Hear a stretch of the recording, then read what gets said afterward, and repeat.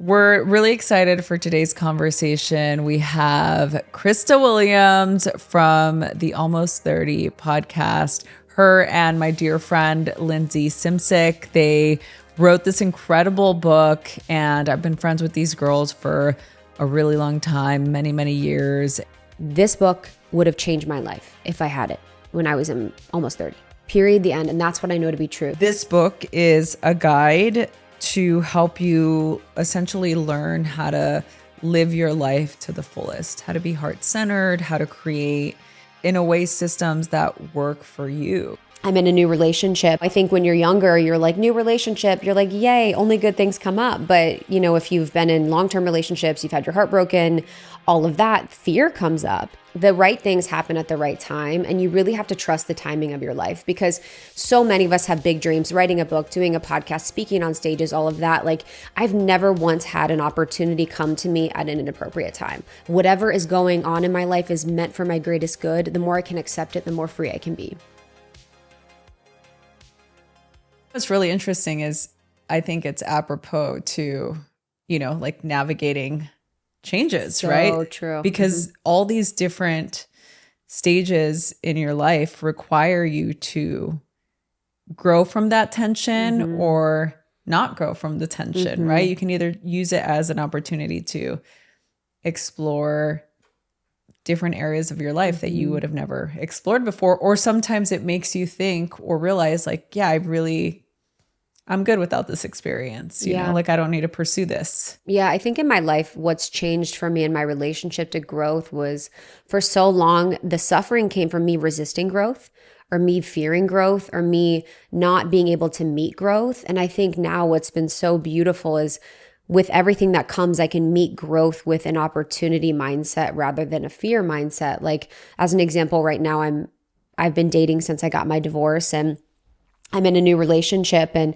you know, I think when you're younger, you're like, new relationship, you're like, yay, only good things come up. But, you know, if you've been in long-term relationships, you've had your heart broken, all of that, fear comes up. And so now in a new relationship, I meet the fear with a more opportunity sense, where I'm like, ooh, what is this going to help me heal? Like, what is this tension bringing me in my life, where so much of my life and so much of most people's lives is really that like gripping to life and gripping to things because they're so afraid of what's on the other side. Yeah. What do you think has been the biggest lesson on your journey dating? Oh my gosh. So for background, for anyone listening, I was in a relationship for 10 years. We were married and got out of that relationship like 2.5 years ago at this point. I took the first year to be fully single, which was really beautiful. I was really grateful for that time. And then I started dating. I started online dating. I was online dating for 6 months, and now I've just been dating in the wild. I think the biggest— What is dating in the wild? Dating in the wild is being open and available for people to meet me in person, to be met. I told God after a few months on the apps, I said, I'm no longer available to meet people on the apps. It needs to be in person. And I also said, I'm available for karmic relationships. Like, I'm available to meet men. I'm available. And so God started bringing people through. And also I shifted in a way. So I became much more open, much more available for conversations and everything like that. So my energy completely shifted, because when I first got out of my marriage, like, I started dating and I was like, every person I met, I was like, are you my husband? You know what I mean? I'd be like talking to like the barista, and I'd be like, is this a potential suitor for me? Like, I couldn't be like in normal relationship with men. Like, I couldn't just be like, this is a friend. Like, this is another human on earth. Like, I was like, this is my husband or not.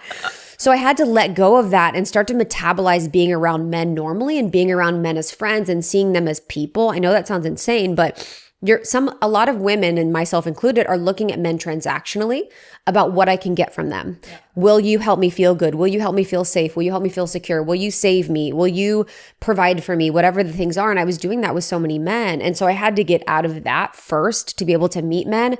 But I would say it's just so humbling. Like, when you're in a long-term relationship, at least for me, I was like, you know what? You guys just need better standards. You guys, like, I had all these ideas of like what it would be like. And then you get out and you're like, yo, it's humbling. It's hard on these streets. Like, you like have it, like, you're like, yo girl, you shouldn't take up put up with that. Like, he's not worth it. And then you're dating and you're like, yeah, he's unemployed, but he's got a good heart. Like, you just like, your kind of standards change a little bit, but he used to be a drug dealer, but honestly, it's fine. no, I was like, he's an addict, but like, it's not that bad. Like, like the things that you just kind of put up through. But I'd say the biggest thing that I've learned in this process of my dating is that every single person truly has given me so much in growth. Like, relationships are such a vehicle for transformation if you're a spiritual person. I mean, you know this as well. You've been in such deep committed partnership and even in your friendship. So for me as a spiritual being, I'm approaching each of these not transactionally anymore, but in the way of like, this is a great opportunity for my growth. So each person has shown me something about myself or what I need to heal or what I'm not seeing or where I'm small or where I'm negotiating my boundaries. And it's just been really beautiful because I've grown so much and I know myself so much more deeply through each of these connections. Yeah, I love that. Well, so I want to talk about your book. Oh, yeah. You and Lizzie's, like, we started to chat about this right before we came in here because I know obviously the process of writing and how intense that journey can be. And right after my book was done, you and Lindsay came over to our other house, and I was just coming out of that experience, right? Of just like the writing and finishing, and like there were a couple of intense things happening at that time. And the first time the book ever came up in a conversation with us was when we were in Australia. Say more. Dude, I don't even know. I'm a wild bird. You're like, what? Say more. What did I say? We're in Melbourne. We're in Melbourne. And did you guys hear how cool I am? Melbourne. We are in Melbourne. I just wanted to say Melbourne. Did they correct you? How did you know that was the pronunciation? They corrected me for sure. And I was like, I am one of you. So it's Melbourne. Yeah, I got corrected too. And you were doing an event. You and Lindsay were doing an event, and you asked me to come and speak and teach. And it was amazing. And we went to dinner, or we met for dinner the night before the event. And I think we were just talking about writing, and I'd asked you and Lindsay, I'm like, well, what's the deal? Like, are you guys ever going to do a book? Like, or you should do a book, or there was something about a book. And you were just like, do you know how much work it is to like write a book? Like, I can't even, she's like, she's sitting right here. No, it was me. That was a different person. She's like, I'm just trying to keep something about like day by day. Like, I'm just trying to like keep it together day by day. Like the thought of writing was so overwhelming. Yeah. And then the second conversation we had was that day that you guys came over, and I just finished, and I was like, oh, this is intense. And I was like, well, what's the deal? Like, what's the cut? Where's that? When's that almost 30 gonna drop? And you and Lindsay were like, okay, well, first, I think you were just in that transition of like doing the podcast, like while she's in New York and you were in LA. And so I think, again, it was like, I think it was something that was a little bit more appeasing at that time, but still it felt very much like I'm not there yet. Totally. I'm a little, could be fiery, but like respect, because at that time when we were on tour together, I was maybe still working full-time job, maybe just coming out of my full-time job. So when we started Almost 30 for the first 2 years, I was working in corporate. Lindsay was working full-time. I was working full-time.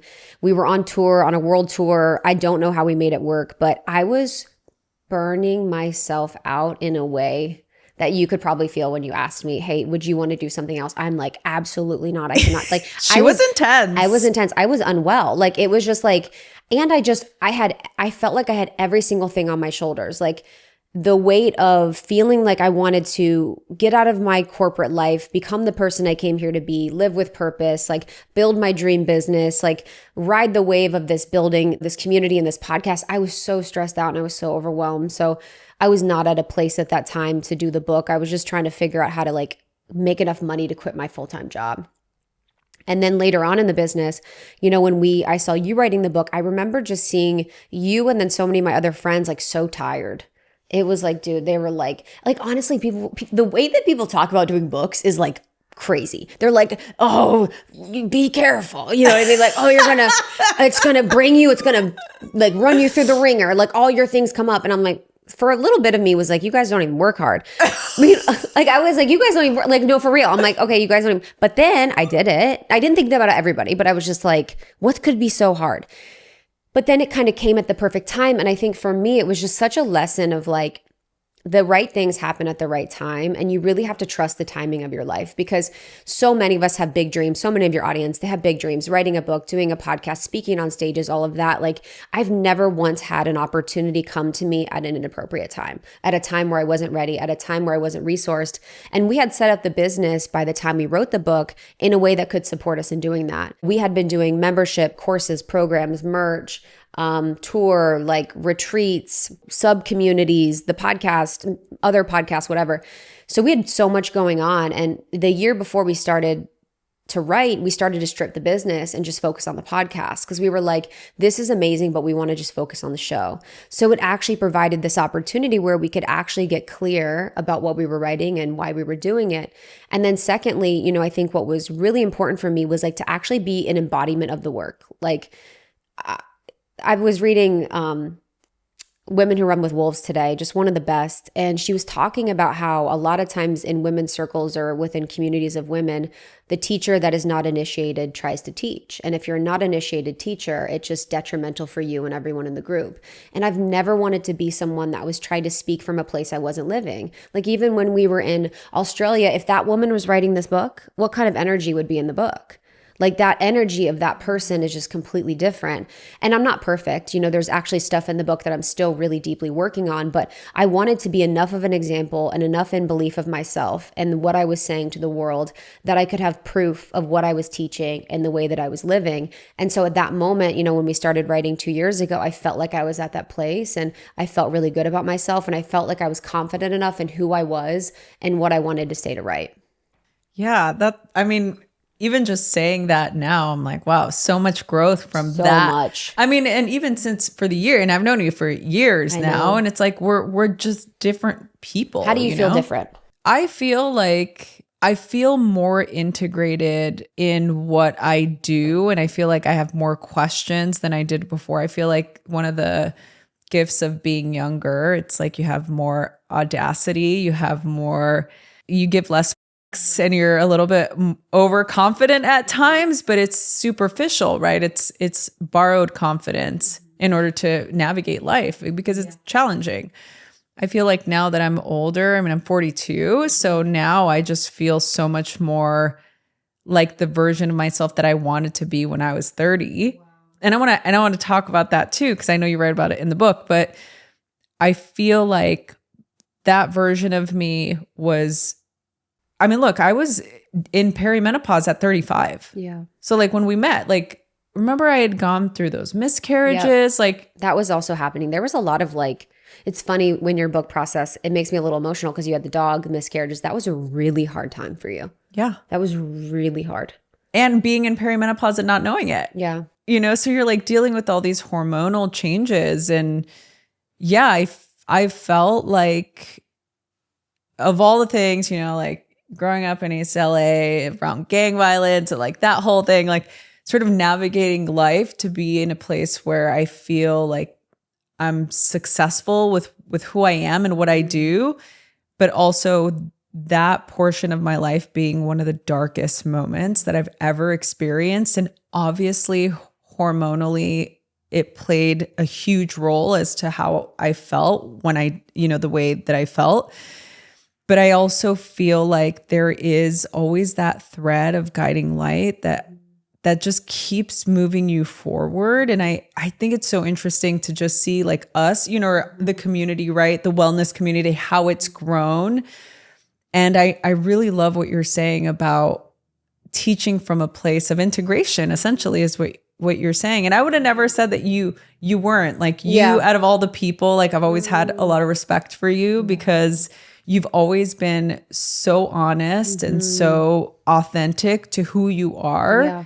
And you 1000% always committed to that version of yourself. That's true. And so that's one of the main reasons why for me, I'm just like, oh, you're the real deal, you know? And I really, again, respect that you've always been that. And I feel like for myself at that time, I felt like I was surrounded by people like you, or had people in my environment that modeled, okay, maybe I'm struggling right now, or maybe I'm going through something really hard.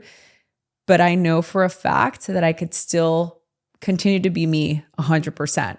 Yeah, we're so lucky we get to, I mean, like, I do not wake up a single day and not thank God that I get to be myself in my life. Like, I think for so many of us, especially when I was in the corporate world or when I was younger, growing up in a small town, like, I didn't feel like I could be myself. You know, I felt like I had to be a certain way, and I tried the masks on. I tried to play the game, but ever since, you know, I've been able to be on this path, like being honest, you know, and you mentioned I'm honest. It's like, that is like such a form of spiritual protection of like, I'm just going to be super clear about where I'm at and who I am in the way that I best know it in that moment.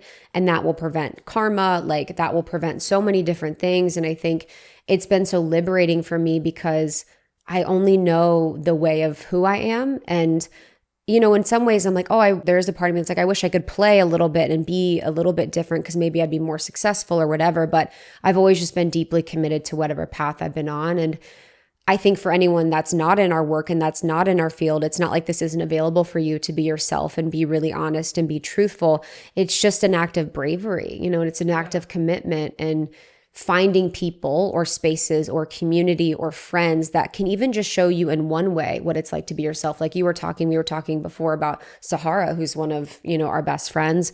You guys are so deeply close. Like, to have even one friend where you're like, I can always be myself with this person, can provide like a framework and a blueprint for how you can be in your life and how you can be with other people and how you can cultivate more of that authenticity. Yeah, I totally agree. And I think that, again, you come up in that conversation with her and I as well. It's like the people that you feel like not judged, fully yourself. You don't feel like you have to not talk about your mistakes or say the wrong thing or feel like you have to be somebody else. It's like, no, I get to be my full self. And you know, you move through those crunchy moments and the thing is, it's like when you have a good base of like you're saying, being fully who you are, I think it really gives you a lot of space to be that person and to make mistakes. And it is, I think, just on that too, like even thinking about your path and how you've evolved and changed, like my path and how I've evolved and changed. Like when we were in Australia, I was like boss bitch era. I was like wearing blazers. I was like building a business. I was like doing the launches, but that was authentic to me at that time. And so being yourself doesn't mean that you're the same for your whole life.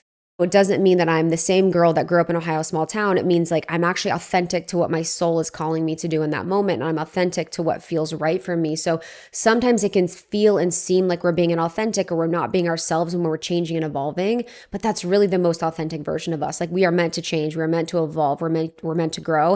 And I think the greatest gift of getting older is having the experience of like changing so much, but also noticing the core thread of my essence. I was reading one of my journals. My mom sent me the pictures of my books for me when I was little.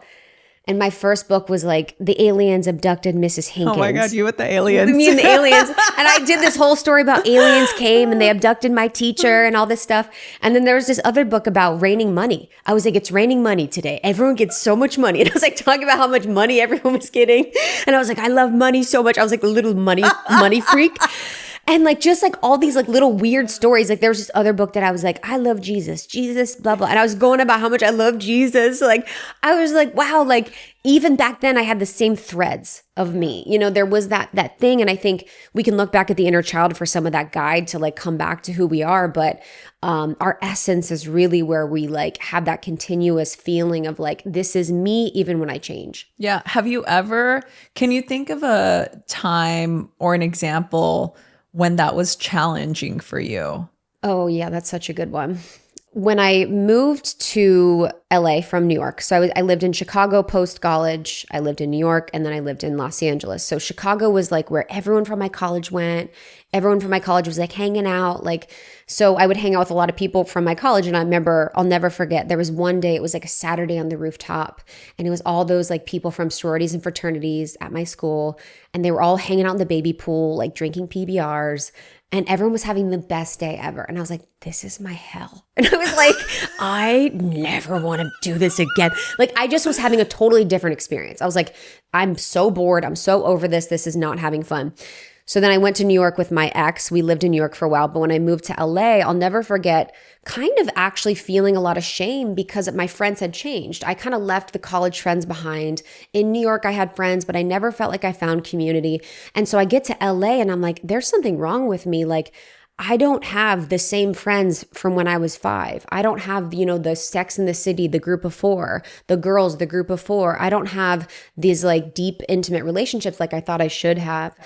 And so I was kind of like, man, there's something wrong with me. Like I should be more the same, or I should be more there. Why is this my thing? And then eventually I just came to a point, maybe it was meeting Lindsay, where I was just like, it's actually a part of me and who I am to go through deep transformation and growth. And that means that the relationships are just going to be different for me. Like that means that I will have friendships that are from all over the world with random people. Some are deep, some are not. Like, and I just kind of let go of that shame. But there was definitely a moment where I was like, there's something wrong with how fast I grow and how fast I evolve. There's something wrong with the fact that I move all the time and I have big dreams and I want to do different things. And I'm so grateful that I completely released that. And now I just trust whoever's in my life at whatever time, because I know they're meant to be on my path. But it was definitely something where I felt a lot of shame for a while.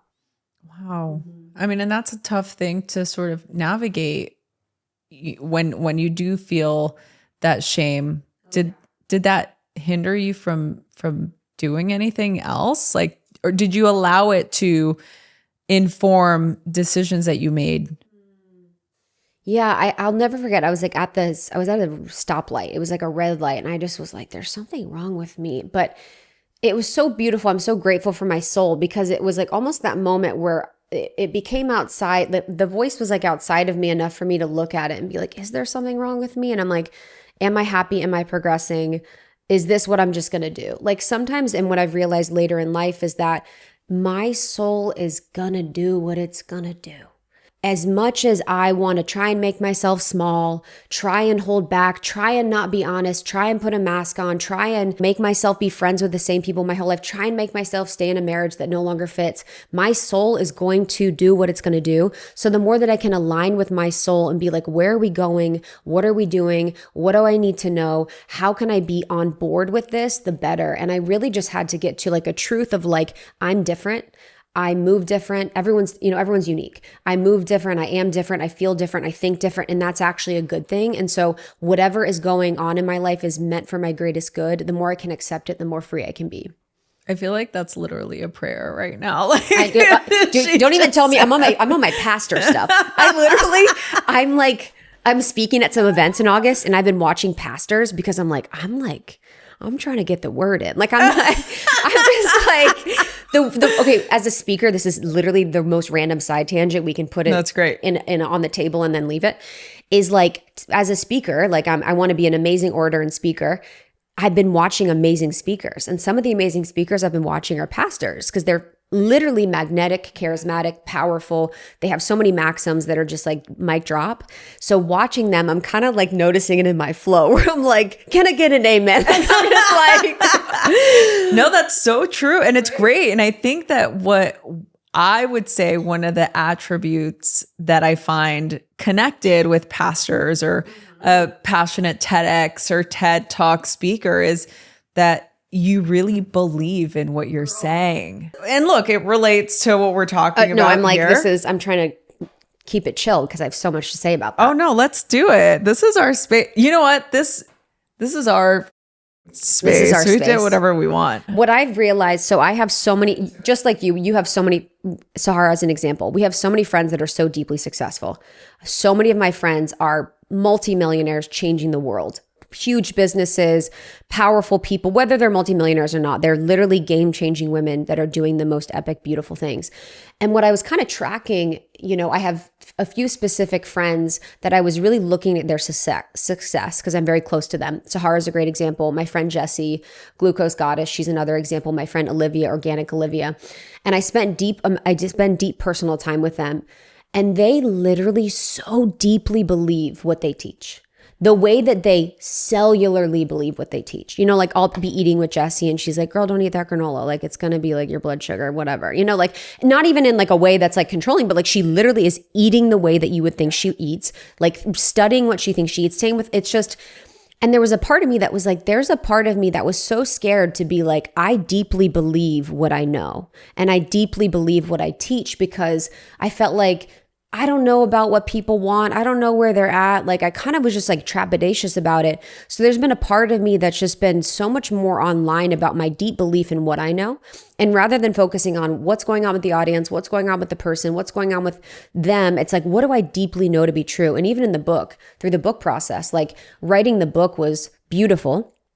I loved it. Promoting the book was so hard. Promoting the book, I mean, we should go on that, talking about that, putting yourself out there, trying to get support from people, like being fearful about people rejecting it, not liking it, etc.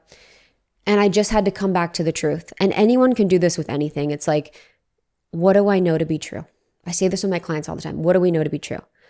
This book would have changed my life if I had it when I was in almost 30. Period, the end. And that's what I know to be true. So now I can go promote the book, talk about the book, share the book with deep reverence and gratitude, because I'm like, this would have changed my life. I don't know if it's going to change yours, but I know it would have changed mine. And that's what I can know to be true to share.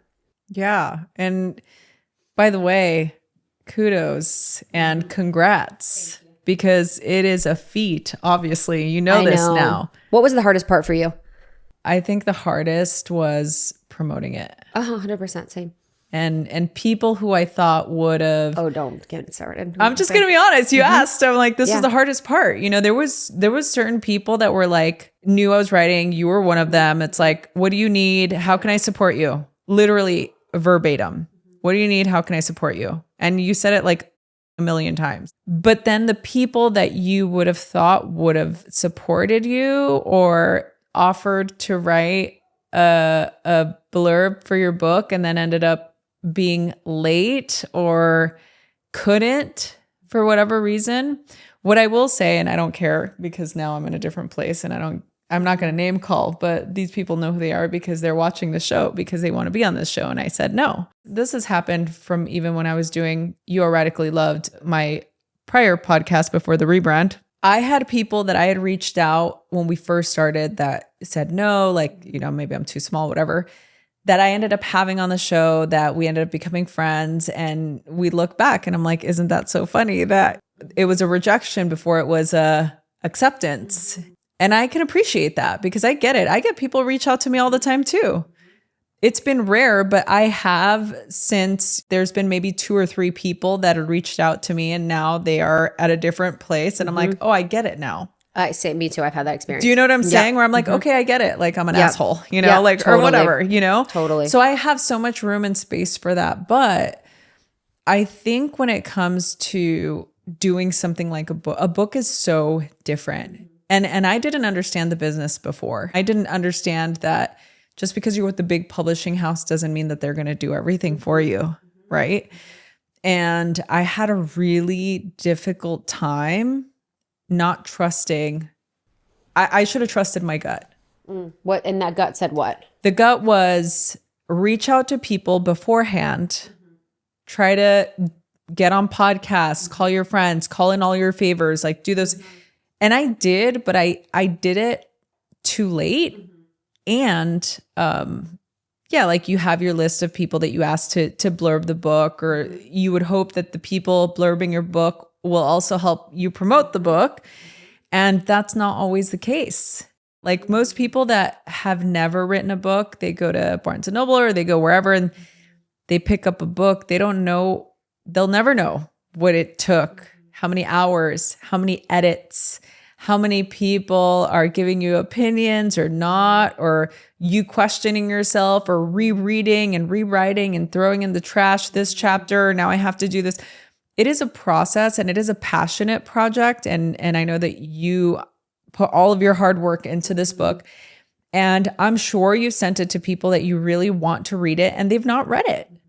I have so much respect now as an author. When I get books like this, I'm like, I know what it took. I mean, I sent you my little highlighted, you know, it's like, and one, it could be because you're my friend and I know, and I'm like, to me, it's like, it's a respect thing. Not everybody has the time to sit and read a book. I understand. Like maybe that's my privilege, or it's the choice that I'm making because I know the amount of work that it takes to create something like that, or to make a podcast, or to have a course or a business, like I know what it takes. And so the way I value it is different. And so just coming back full circle to what I said, the biggest thing that I learned with writing this is that you have to rely on yourself and you have to be really choosy as to who you want to be a part of this process.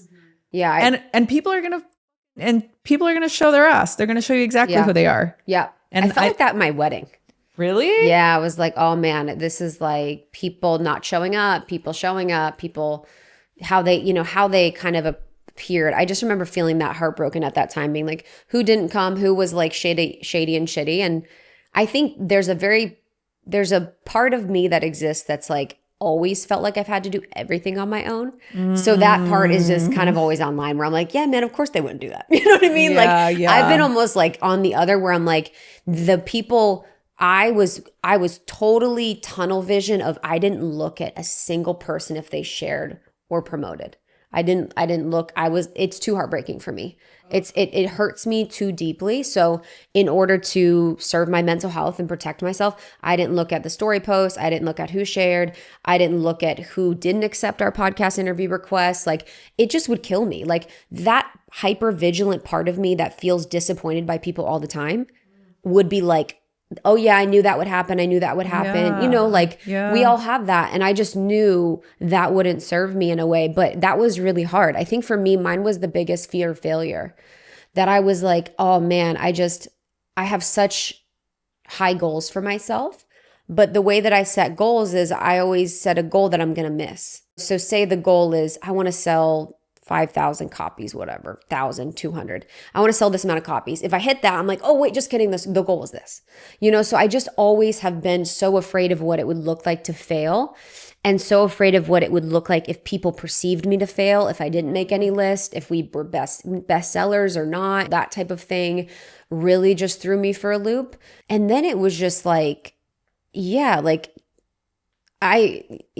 was just a whole journey. But what's beautiful about it, I think for you too, it's like, I had a friend I was talking to recently. She's like, I hated the writing. That was really hard for me. I'm like, girl, lock me up. I love the writing. Me too. Literally, I am like disconnect everything. For real. I'm like, I'm good. Like, I'm living in the woods. I'm writing. Like, I was like, wow, I was obsessed with it. I'm like, I'm an amazing, prolific writer. It's just me looking at my stuff. Yourself, I know that's the thing. It's like, there's no So feedback. good. Yeah, I'm like, I actually took some of like my Instagram graphics that were like popping and like put them in the book.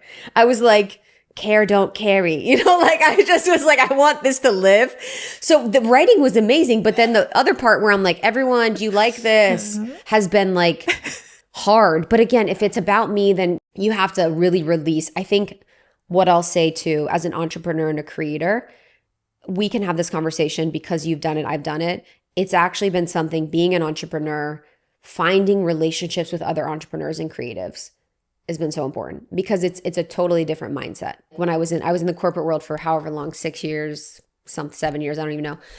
But your brain isn't the same. Not like your brain isn't the same, but I guess I didn't think the same, where I wasn't putting myself out there in a way that was vulnerable. I wasn't like doing these types of things, and the way that you feel is so specific through them that it was really helpful for me, because so many of our friends have done books. So many people were like, girl, come over. Like, let's talk. You know what I mean? Like, you could really drop in with people. And so it made me really grateful for a community in that way. Yeah. And I think it's so special. And I mean, what has been your reception so far with the book? Like, what's been your favorite part?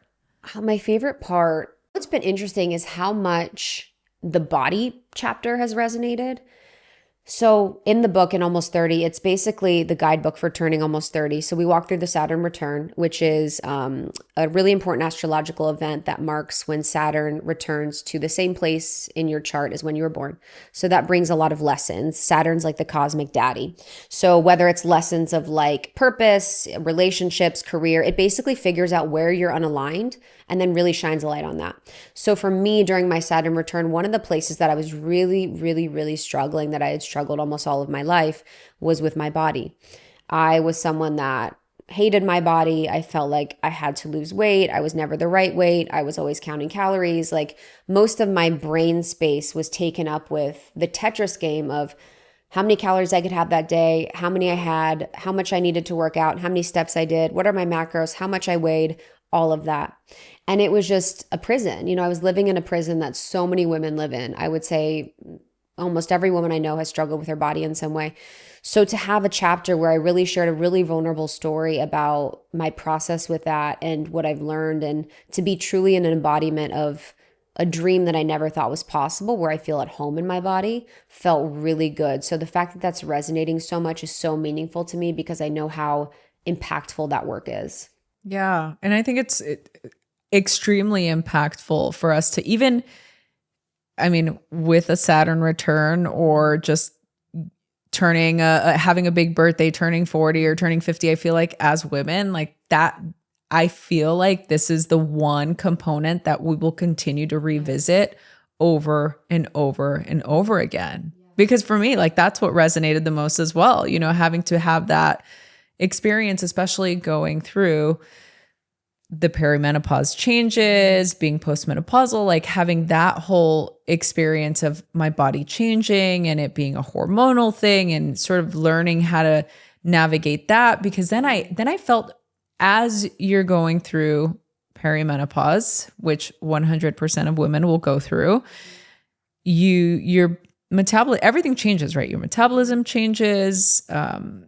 Depending on you, it's like you may lose estrogen, you might lose progesterone. We have 3 key hormones. It's estrogen, progesterone, and testosterone. And so depending on whatever the fluctuations look like for you, your body is going to change. And so I remember feeling so much shame around gaining weight and feeling like I'm doing everything exactly the same. And then I felt the shame of, oh, but I'm all about self-love and I'm not loving myself. So like, what does that mean? Am I a fraud? Am I not then loving my body if I'm so uncomfortable in my skin? It's like you're kind of spiritually bypassing yourself in a way. You're kind of gaslighting yourself in a way. And so I found that for me, doing this process, and I've talked about it on this podcast plenty, but having that body transformation last year where I changed my lifestyle and I changed the way that I was thinking about it. And I just accepted the fact that this is my new life and this is just the new way that I have to live in order to feel good in my body. And I think that we're so obsessed with the external component, which look, I'm all about it. We've talked about it here too. I'm all about the external. I love looking at pretty and beautiful things. We love a glow up, let's be real. But also I feel like in order to get to that place, I'm going to go back to what we were talking about, the speakers. You have to really believe it. Yeah. And if for you really fully believing that you are in this confident vessel, you have to feel it. You have to do what you need to do in order to get to a place where you feel confident. And so whatever that means, whatever it takes, I think that I've definitely come a long way with that, because for so many years, I'm doing yoga and teaching mindfulness, and it's all about like these really deep, spiritual ideologies and lessons, and the body is just a vessel. But I'm like, yeah, but I still like putting makeup on, and I still want to look good. I still want to look good. And I don't think there's anything wrong with that. Yeah, no.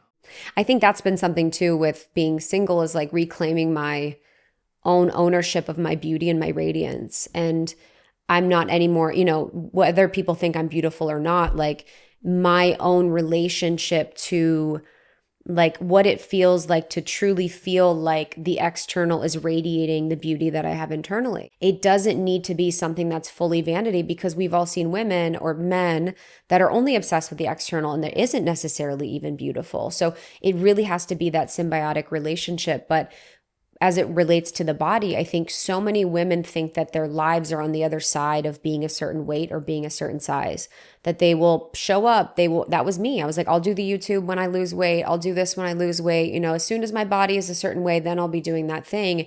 And I've seen it for so much of the work that I've done in my life. And it's just so heartbreaking and it's just so unfair.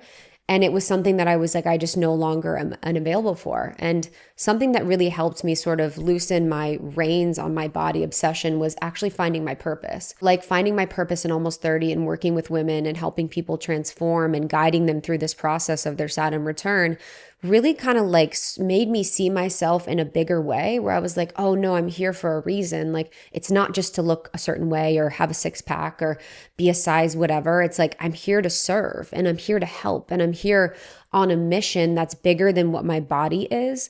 And that was the first part of my process of really loosening the grip. And I'll never forget, one day I was walking across my crappy studio apartment with my ex, and I was like doing my normal day of my calculations. Okay, this is how much I need to work out. This is what I can eat. This is what I can't eat.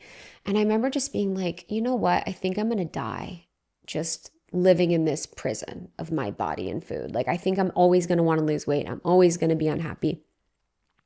And I almost surrendered to it. I was like, okay, this is who I am. And like, this is maybe next life. Maybe next life. I would do that a lot. I'd be like, maybe next life.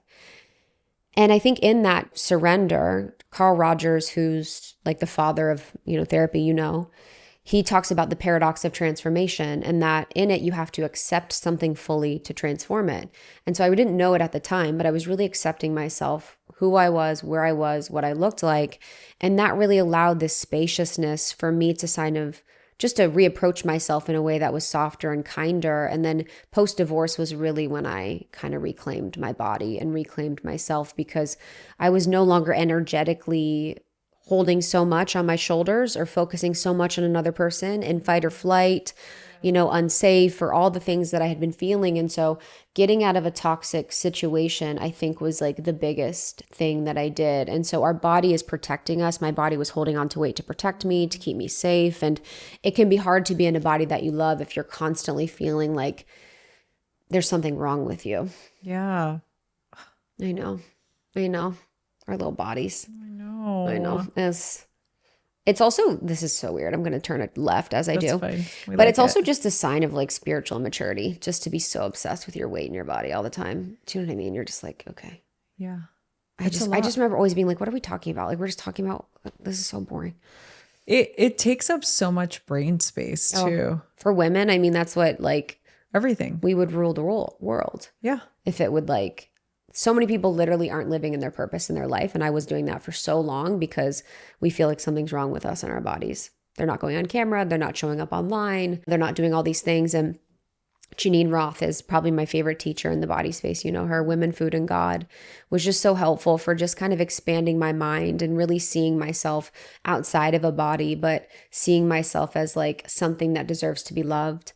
So that's one resource for people. I think the mother wound work was huge. I've done so much work with the mother wound. I've had retreats on the mother wound because that was something I struggled with for most of my life. And I think we all have versions of the mother wound. But when you heal the mother wound, you heal your relationship with nourishing yourself, with taking care of yourself. All the aspects of the archetypal mother relate to food. Our mother is our first resource for food. That's how we get sustainment from a baby. So if you have a weird relationship with your mom, or it's off or inconsistent or scary or they're controlling or all of these things, you're going to sort of relate that to food. So mother wound healing was really, really huge.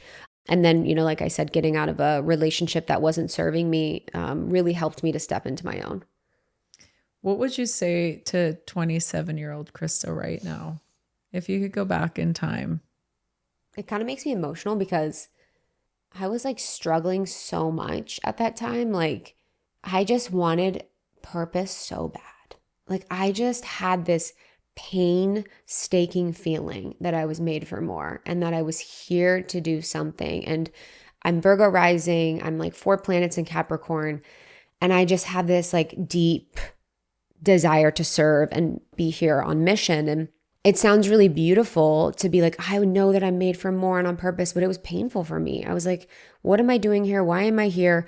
What's the point? Like I just didn't know myself. I didn't know how to serve or have gifts. And so I'm just so proud of myself. Like, I just would be like, I just now look back and I'm like, you are such a special being that was always listening to the call of your soul, even when you didn't know that's what was happening. Like I've been guided through really dark times and really dark moments by my soul. And I just now can see it so clearly where that was what was happening. And so I would just tell her like how amazing I was doing. Like I just would be like, I'm so proud of you. You did something that no one else did. You like created something from nothing. You followed your heart. You weren't afraid to look stupid.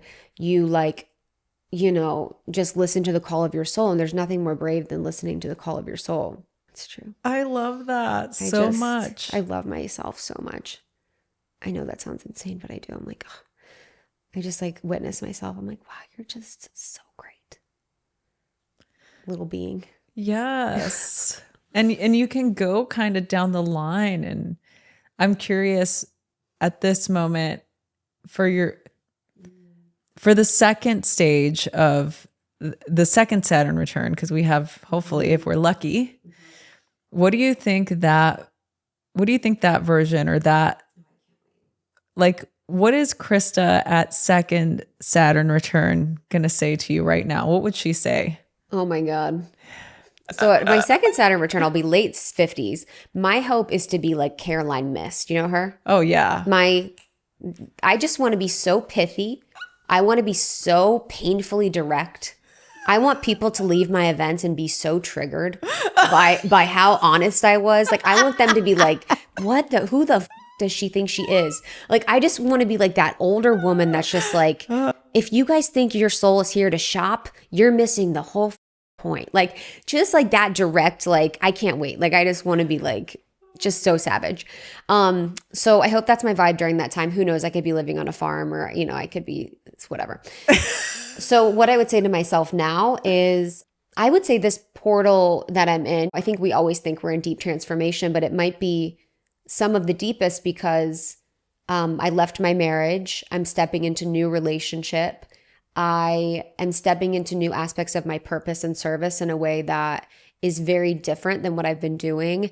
We put out a book. My relationship with Lindsay's changed. The business has changed so much. So I probably would just be like, I'm the best again. Like, I would just be like, you're just doing a great job, like doing that thing. I mean, I'm sure I'm missing so much in my life that I'm not seeing that. I'm like, girl, you should have saw that thing coming. But like, I just, at no point in time now do I think I should have done this. I should have known that. Like, I'm always just like, literally, it's all perfect. Like, there's nothing that's not perfect. I'm shown what I need to be shown when I need to be shown it. Every lesson that is brought to me, I meet. Like, I stay in touch with God every single day. Like, I commit to serve in the way that I am best able to. And for that, I can only trust. How important has it been for you to work with mentors or people that you look up I love to? This question. That's such a good one. So for so long, so Lindsay started going to therapy first in our relationship. And she goes, I found out in therapy that I'm codependent. And I'm like, sucks to be her. I was like, oh my God, what a loser. I was like, I'm hyper independent. Like, meanwhile, I'm like a codependent in a narcissistic relationship. And me and Lindsay are like so codependent, I can't even see straight. So I'm just like, wow, that's a freak. And, but then she's like, you should really go to therapy. I'm like, okay. So, but my whole vibe, I guess is what I'm saying is I didn't trust anybody. I did not trust anybody. It took Lindsay 7 years. She would used to say, we'd be fighting and she'd be like, why don't you trust me? And I'm like, fucking, I don't know. Like, I didn't trust anybody. Like, I had such trust issues. And so anybody to tell me what to do, I was like, You had to be very specific for me to tell you what to do. So my first mentor and coach was probably my therapist. And I think what was my inspiration during that time? I don't even know if I had something, maybe it was stuff in my relationship, but she became... And it's funny because now I understand a therapeutic relationship so deeply. And oftentimes in therapeutic relationships, you test the therapist. So I remember at the beginning, I would test her and just say crazy shit. Like, I'd be like, oh, I only like pretty people. Or I'd be like, oh, like if you're not, like, I'd just say stuff to be like, is she going to leave or is she going to get upset? Like, and it wasn't like that insane, but it was like I had to test her to see if she would leave. And so she became like a marker for me of what safety meant and what true emotional vulnerability was. And that became a space where I could actually build a deepening of intimacy and truth and really find and know myself. So she was incredibly important. I still work with her today. She's one of the most important people in my life. I love her. And then the coach we got. So we got a coach in 2019. We went to this event and I was ready at that time to get a coach. I was like, I'm available. we met this amazing person at an event and started working with them. I think worked with them for 3 years and absolutely changed my life. Like 100% changed my life. I didn't know that it would be so different than a friend, and I didn't understand what a coach necessarily did. And it was someone that would hold space, reframe, share, like provide guidance, mentorship, and support, and helped me become who I was, helped me step into my purpose, helped me release patterns of codependency, helped me to see the truth, helped me to understand myself much more deeply. Like it is the unlock, you know, for people that I know and work with, some of the most powerful people in our space, they all have some type of mentor or coach. Like they're coaching themselves in every way. So I think that was the most important. And then now I've been working with this other coach that's a different flavor, but it's interesting. I have a female therapist, but mainly work with male coaches because I like, I appreciate and I really like the softness of my therapist, but I like the directness of men coaches. Interesting. I like that. I do like that. We love men on this podcast. Love men. Love them Wanna so kiss much. every one of them. We definitely appreciate the men. I think that's really cool. I don't respect women, so it's easier. I'm just kidding. You guys, that's a joke. Come on. Just kidding. No, I have and all my friends are coaches, so I like get help from my friends all the time. Yeah. But I think for me, there's a lot of bullshit. I'm really good at, I could convince people of a lot of things. So I think if I was working in a space with someone where I could be like, well, I have this and well, I have that. I don't want anyone to let me kind of get out of what I need to do. Yeah, you want to be held accountable. Yes. Yeah, I like that. Most of my mentors have been men. One has been a woman, but mostly all the rest of any mentors that I've had in my life that I still have to this day that have helped me in my career have been men, and it's been because of this too. Yeah, I love just don't sugarcoat. Yes. But it's interesting with therapy. It is a different, you kind of need, and we both do have the mother wound. Oh, wow. So how did yours show up for you? So how did it not? I think I really struggled with my relationships with women, even though like I grew up with sisters. So I feel like that really helped my desire for female community and having sisters, like growing up with sisters, it gives you a little bit of that feminine nurturing as far as like the security from a matriarch directly from my mother. Like we just didn't have that relationship, you know. It just was it was like opposite. I got the nurturing from my dad and the sort of rigid discipline from my mom. And so I think it showed up in ways of like I felt like I needed to be more masculine to make it, or to be sort of, my assertiveness I think shows up in that way, where my mom had to sort of like work up in her career and was very intense. And so I feel like that intensity sort of showed me like, oh, you need to just be intense and demonstrate more of the masculine characteristics in order to be taken seriously. The nurturing, like that softness, that's weakness. Yeah. You know, it's like, it doesn't matter as much. What's interesting is I relate to you so much, and this has been my process with it too. So, you know, I've worked on healing the mother wound for so long because it gave me so much pain to have so much animosity and anger towards my mom for what I felt like was neglectful. She had mental health issues. There was so much chaos going on at home. But it's interesting because now that I've been older and I've really been working on like my father wound, you know, in a way, because my dad's really sick. So I'm kind of like reprocessing that relationship. But I'm also sort of looking at my mother with so much more grace, where I'm like, wow, she was working full time. She was taking care of the house. She was running things for the whole family. She was with a man, loved my dad. He was a deeply important part of my life, but he was not holding the frame. He was not strong. He was not like disciplining. He did not have boundaries. Like he was a very weak frame. So she had to over-index and just really put up a masculine shield to survive. And so I think my expectation of her as a kid was for her to be the mother archetype that I think we all want our mothers to be, which is nurturing, caring, soft, like a mother as a best friend. You know, we kind of see all the things on TV, but in her experience, she couldn't really let go and become that. And now I've just gotten so much more grace for her. And I see that so much with women of today, where so many of the women are stuck in this position of being more masculine, being in the masculine frame because there isn't a masculine in the home. And this is a lot because of, I think, the economic situation. Right. What's going on in the world, kind of putting the pressure on families. So I'm not saying it's either person's fault, but I just find it incredibly heartbreaking because I think a woman truly wants to be nurturing. That's her essence, is nurturing and comfortable. But it's like we're not set up in structures that allow them to really be that, and allow a lot of women to be that in a way that feels good. I have, and I also feel like you're like, I feel like my mom's still a bitch. Yeah.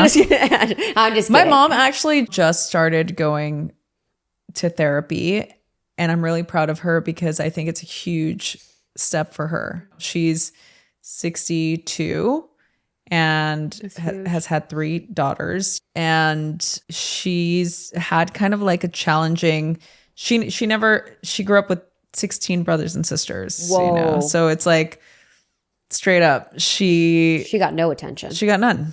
And I never computed that. Totally. I'm like, oh, and she would say this to me. She's like, I didn't have a mother, so I didn't know how to be a mother. So she grew up with her siblings. So for her, it was more important for me to be close to my sister, to my sisters, the little ones, like the baby. So we don't really count her as the sisters. It's just me and my older sister because we're 3 years apart. The other one's like 15-year age difference. Wow. She's our baby. But it was more important for her to, for my sister and I to be close rather than her. Interesting. My mom had that too. Really? And she wanted us to be best friends. Yeah.